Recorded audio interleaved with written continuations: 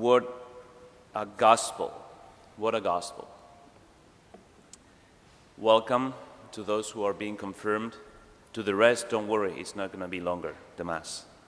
It's always that certain anxiety when you see something that is not the normal. People are like, it's going to be too much long. No. So today we have this gospel, beautiful gospel, talking about faith. Faith. Some of you are going to be confirmed in the faith. It's not that we confirm ourselves, it's that the church confirms us in the church's faith. Faith is that of this father who actually went and pleaded and prayed for his daughter dying. She's at the point of death. Faith is also the faith of this woman who had spent all she had, but she continued to be sick. And she said, if only I touch the mantle, the cloak, I will be healed. Christ, the divine physician. The faith of a father, the faith of a woman who just knew that Jesus Christ is able to do whatever is good for us. And sure, the daughter actually died, and Christ rose her. He, however, let everybody who did not believe or did not consider him, he let them out. He would not let those come with him to witness the miracle. He was not upset. He said, no, you don't believe the miracle? You don't believe in me? You can stay outside. And also the faith of this woman, Christ, who knew, he felt that power and grace and strength came out of him, which means also for all of you who have responsibilities of being fathers, mothers, father figures, to help children be brought up, that is exactly what happens. Christ is revealing himself here also as a father who gives life. Because who does not get tired? If you are married, or you have children at your care, or grandchildren, or godchildren, and you are not some days exhausted, you are not doing your job. And if you are some days, barely making it to your bed, right? Sometimes crawling, right? Or counting down the minutes to see when it's the bedtime. Some days at 9 a.m. you're already worn out, right? And you just say, I have another 12 hours to go. What do? Prayer, coffee. Good friends to just be with you. Prayer, another coffee, a nice snack. So the strength God gives us is to give it away. So that's why the sacraments you receive today, you may be worn out of sometimes witnessing to the faith in a non-believing world. The world has never fully believed. We don't have to now say, in the good old times people believed, maybe more than today, maybe, but the world is not. It will always be in the situation of conversion as anybody else, like all of us. We do not compare with each other or with ourselves in the past. We need all the conversion. So we prayed at the beginning to be in the light, to stand in the bright light of your life, and not to be standing in the error of darkness. The worst thing that could happen to us is to lose sight of the truth and the beauty of our Christian life is going to happen to you. If you are married, right? You just got married. He has an overdose of sacraments, marriage, sacraments. People are going to look at you like, whoa, and you still go to church, let alone if you have a child soon. It's like, why don't you wait a few years to have a child?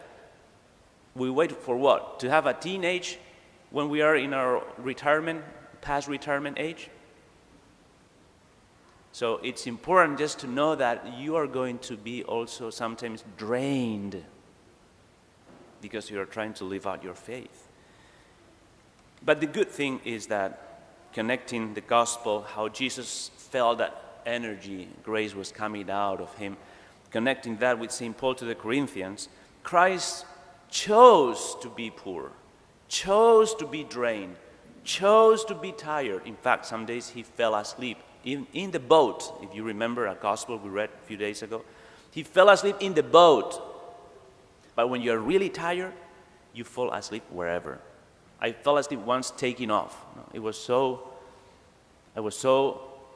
tired. I took a plane. I just took my seat, and I felt completely asleep. I didn't realize we had taken off, and 30 minutes later, we were already halfway down, right, to our destination. It's like, wow. And they give all these announcements, and please, gentlemen, or whatever. It was Ryanair in Europe, and Ryanair is very aggressive, low cost, and they keep pounding you with all offers, buy such and such, whatever. And now we have this great raffle, whatever. Christ chose to be poor. That means to let himself be drained and to give all he has so that we become rich. So, my dear brothers and sisters, you're going to be confirmed. Those who have responsibilities, please do get tired. Do spend yourself. Some days pray, as my grandmother did and many of our grandparents. It's like, I'm ready to go, Lord. You can take me, right? I'm tired. Do get tired. Do have that sense of, oh, my life is being kind of taken away from me. I'm giving myself. Otherwise, we will be relaxed and comfortable, but we will have no fruit. Our life will end the day of our death. But if you are tired because you are giving yourself, your life will go on in the fruits you are giving, because God will bless me and you beyond death. So please, do get tired. Don't be imprudent, but it's okay. Yesterday we hiked up to All Rag Mountain with Alta servers and some parents. We all made it, but we are a little bit sore today. Some people more than others. Slow motion, right? How reverent is Father Álvaro? No, he's sore. He goes slow because he's sore. But it was great. It's a good way of getting tired. Hiking to the top. We celebrated the Mass on top of All Rag.